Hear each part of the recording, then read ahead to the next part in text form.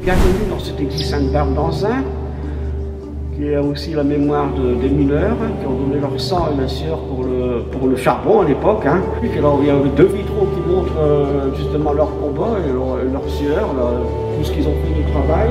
Et la chance que nous avons aussi dans cette église Sainte-Barbe, c'est d'avoir aussi non seulement la Vierge Marie, mais aussi Notre-Dame de Fatima qui est là-bas dans le fond. Bonjour Jean-Pierre. Oui, bienvenue dans cette maison paroissiale ici d'Anzin. Donc moi personnellement c'est ma seconde maison parce que ça fait 25 ans que je fais les registres pour 7 clochers, pour la mémoire de l'église, la mémoire de la paroisse. Et donc à travers ça, pour moi c'est quelque part des choses qui resteront. Bonjour Peterson. Bonjour. Merci beaucoup d'avoir accepté cette interview. Donc nous avons 3 questions à te poser. Quelle est ta rencontre avec Marie? Comment tu as découvert Marie dans ta vie? Alors, merci. Donc concernant ma rencontre avec Marie, bon, déjà il y a le contexte familial qui m'a porté, mais ça a été vraiment lorsque j'ai vécu mes premiers foyers de charité. Donc c'était des sessions en été organisées du coup notamment par Courset, conjointement avec les camps scouts. Donc ça, et vraiment c'est les sessions de retraite spirituelle en foyer de charité qui m'ont aidé à me rapprocher, à être dans un environnement qui était propice aux échanges, au recueillement. Et ça, j'en ai fait pendant une dizaine d'années. D'ailleurs, j'y retourne encore cette année. Mais voilà, ça a vraiment été ces moments où on est en silence, on est vraiment déconnecté. Donc, pas de téléphone. De toute façon, voilà, c'est en petits groupes. Et puis de pouvoir aussi, du fait de l'organisation, de pouvoir vraiment avoir des chemins, des petits moments vraiment personnels. Comment as-tu rencontré Marie? Alors écoutez, ça remonte quand même à quelques années. J'étais enfant et un jour papa est descendu à la cave.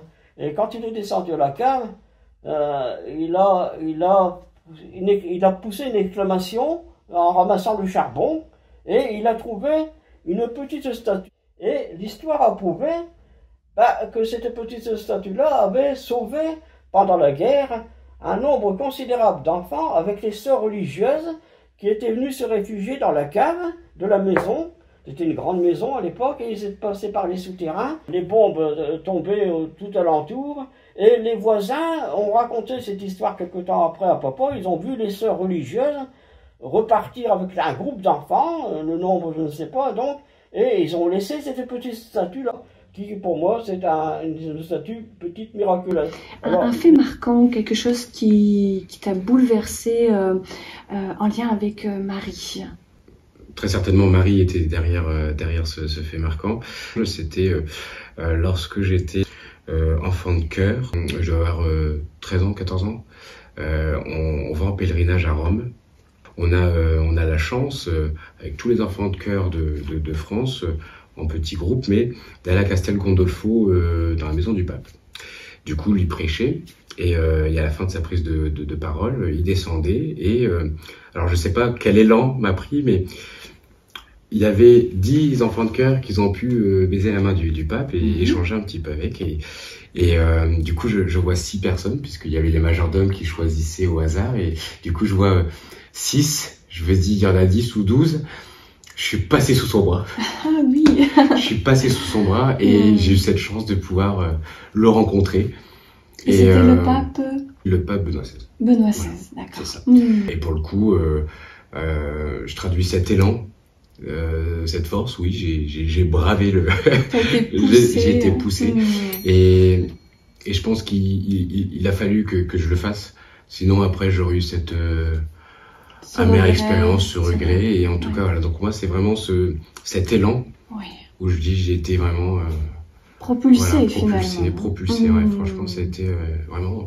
D'accord. Est-ce qu'il y a un fait marquant qui te relie à Marie? Oui, à l'âge de 12 ans, nous étions partis avec mes parents à Lourdes, mais ils avaient promis de faire ce pèlerinage à Lourdes pour ma profession de foi. Et au moment du Saint-Sacrement, nous étions derrière les barrières tout en bois et derrière les malades. Un coup, une petite Espagnole Je la vois encore avec son châle noir, dans son fauteuil, se lever subitement en faisant le geste, en faisant comme ça. Moi je le voyais, j'étais derrière mais je ne voyais pas, moi je voyais que quelque part elle était en extase. Et papa, bon bah, tout de suite surpris aussi, mes parents aussi. Maman tenait son chapelet, tout le monde, la foule criait, hein, un miracle, un miracle, un miracle.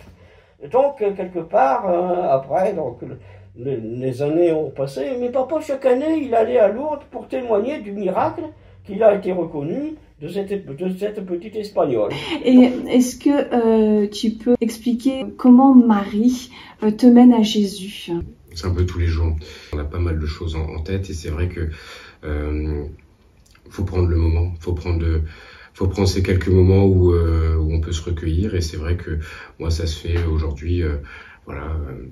Alors, je vais pas dire tous les jours, hein. Très sincèrement, je vais pas commencer à dire voilà tous les jours, mais au moins voilà 1 fois par semaine et surtout quand j'ai ces moments de difficulté qui peuvent me survenir finalement assez souvent.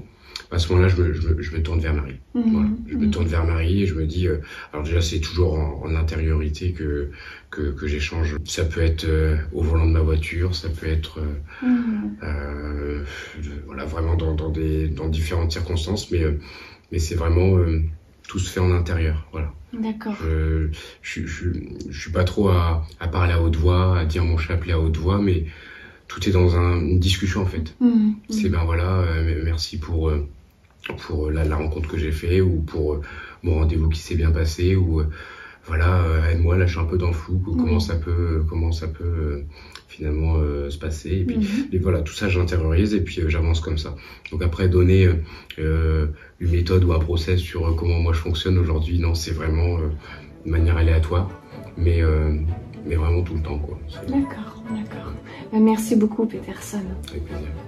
Pierre, est-ce que tu peux me dire comment Marie te mène à Jésus? Oui, moi personnellement, le lien que je peux faire avec le Christ, je m'abandonne chaque jour davantage au dessein de Dieu, c'est comme ça que je le comprends, dans la confiance. Je vais citer saint Augustin, nous sommes tous comme un dans le Christ, dans ce monde divisé.